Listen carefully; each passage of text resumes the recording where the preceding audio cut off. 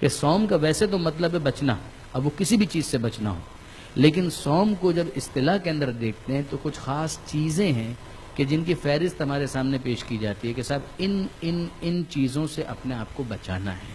اور یہ بچانا ہے تو کب بچانا ہے؟ کہ ماہ رمضان میں بچانا ہے، پورے ماہ رمضان کے اندر بچانا ہے، صبح سے لے کر مغرب تک بچانا ہے. اور سب سے اہم سوال کہ کیوں بچانا ہے، وہ جواب آتا ہے قربتاً اللہ. یہ سارا کام اس لیے کرنا ہے کیونکہ خدا نے ہم سے اس بات کا تقاضا کیا ہے، ہم سے اس کام کو مانگا ہے.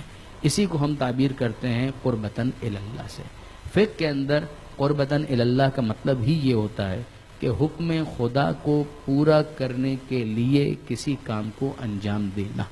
یہاں پر ہمارے نوجوانوں کے لیے بہت زیادہ غور و فکر کا سامان ہے، اس لیے کہ ان کے ذہن میں یہ بات آتی ہے اور بالکل حق ہے یہ بات آنا کہ یہ کام ہم کیوں انجام دیں. شریعت کے اندر عبادات میں خاص طور پر جتنے کیوں ہیں ان کا جواب اس عبادت کے اندر دیا گیا ہے کہ اگر نیت یہ نہیں ہے تو یہ عبادت بنتی ہی نہیں ہے. یہ عبادت اس وقت بنتی ہے جب اس کیوں کو آپ سمجھ لیں. اور وہ کیوں کیا ہے کہ جب خالق کو مانا ہے تو اس خدا کو ماننے کے بعد جس ذات کو مانا ہے اس ذات کی بات کو بھی ماننا شروع کرو. اس ذات کی بات کو اگر مان لیا تو پھر اس کے بعد سارے کیوں ایڈریس ہو جاتے ہیں. نماز کیوں پڑھیں؟ قربتاً اللہ. روزہ کیوں رکھیں؟ قربتاً اللہ. زکوٰۃ کیوں نکالیں؟ قربتاً اللہ. جہاد کیوں کریں؟ قربتاً اللہ. یہ سارے کے سارے کام کیوں کیے جائیں؟ اس لیے کہ میرے خدا نے اس کام کا مجھے حکم دیا ہے، لہٰذا اس کام کو کرنا میری ذمہ داری ہے. میرا خالق اگر مجھ سے اس کام کے ذریعے سے راضی ہوتا ہے تو میں اسی کام کو انجام دوں گا.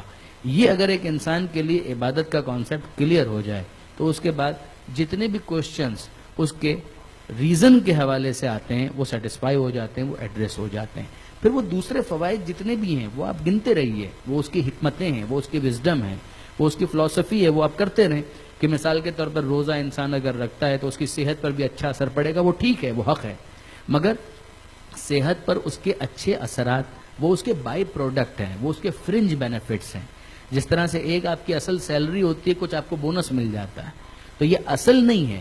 اصل تو یہ ہے کہ میرا خدا مجھ سے یہ چاہتا ہے لہٰذا میں اس کام کو انجام دے رہا ہوں. اب طے ہے کہ جب پروردگار عالم کے لیے میں نے کچھ نہیں کیا تو اس نے اتنا کچھ مجھے عطا کیا ہے، تو جب اس کے کہنے پر میں یہ عبادت کا تحفہ اسے پیش کروں گا تو وہ کیا کچھ مجھے عطا نہیں کرے گا. وہ اپنی جگہ پر ہے کہ صحت میں بھی برکت ہو جائے گی، رزق میں بھی برکت ہو جائے گی، عمر میں بھی برکت ہو جائے گی، اور بہت سارے فائدے حاصل ہو جائیں گے، ایک روحانی سیٹسفیکشن حاصل ہو جائے گا. وہ سب اپنی جگہ پر ہے، مگر جو بنیادی بات ہے وہ یہی کہ چونکہ میرا خدا مجھ سے یہ کام چاہتا ہے لہٰذا میں اس کام کو انجام دوں گا. جو امیر المومنین حضرت علی ابن ابی طالب علیہ الصلوۃ والسلام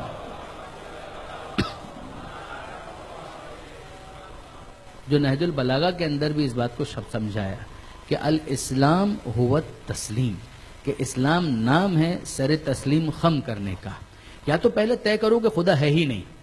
اگر یہ سمجھ میں آ جاتا ہے کہ نہیں تم خود بخود پیدا ہوئے ہو، تمہیں کسی نے پیدا نہیں کیا، کوئی خالق تمہارا نہیں ہے، کوئی مالک تمہارا نہیں ہے، تو پھر تو یہ بحث ہی بیکار ہے. پھر کون سی عبادت اور کیسی عبادت اور کس طرح کی عبادت، پھر تو یہ سارا چیپٹر ہی کلوز ہو جائے گا. پھر تو روزہ چھوڑیے، نماز بھی ختم اور پورا دین ہی ختم.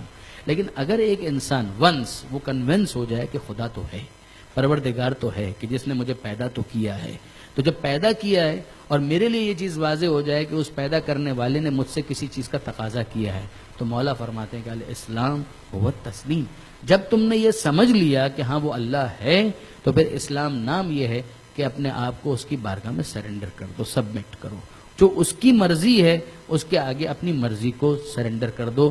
مرضی مولا از ہمیں اولا، کہ جو مولا کی مرضی ہے وہ سب سے اولا ہے، وہ سب سے زیادہ اولویت رکھتی ہے. تو یہ قربتاً اللہ کے جذبے کے تحت اگر اس عبادت کو انجام دیا جائے تو پھر یہ صوم کی عبادت مٹیریلائز ہوتی ہے اور اپنا اصل رنگ حاصل کر پاتی ہے.